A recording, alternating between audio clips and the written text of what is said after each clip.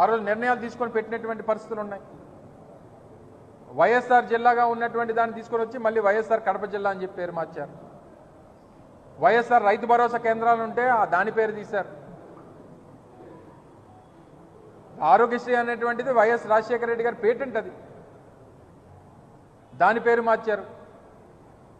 నూతనంగా రాష్ట్రంలో 17 మెడికల్ కాలేజీలు నిర్మించాం జగన్మోహన్ రెడ్డి గారి హయాంలో.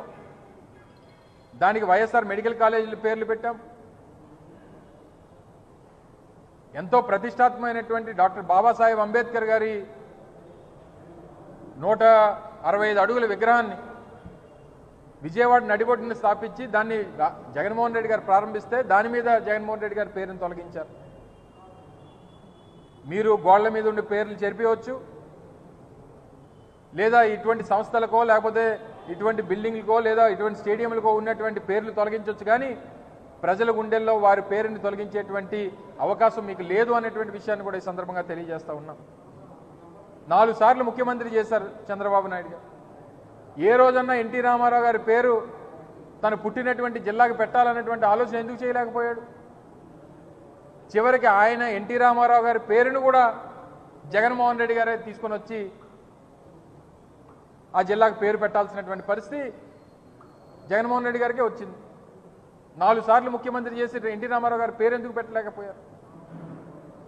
మళ్ళీ తిరిగి మమ్మల్ని నిందించడమో లేకపోతే మమ్మల్ని ఏదో మాట అనడమో కాదు.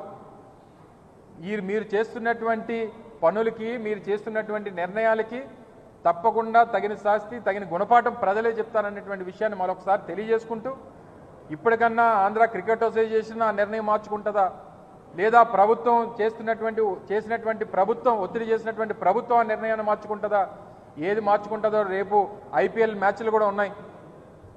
మీరు పేర్లు మార్చేసి మీకు నచ్చినట్టుగా మీరు చేస్తామనంటే కుదరదు. రేపు పెద్ద ఎత్తున వైఎస్ఆర్ కాంగ్రెస్ పార్టీ అక్కడ నిరసన వ్యక్తం చేస్తుంది. రేపు ఉదయం 10 గంటలకి ఆ కార్యక్రమాన్ని వైఎస్ఆర్ కాంగ్రెస్ పార్టీ విశాఖపట్నం జిల్లా యావత్తు కూడా దాన్ని టేకప్ చేయబోతా ఉందనేటువంటి విషయాన్ని మరొకసారి మీ ద్వారా తెలియజేస్తా ఉన్నాం. Thank you.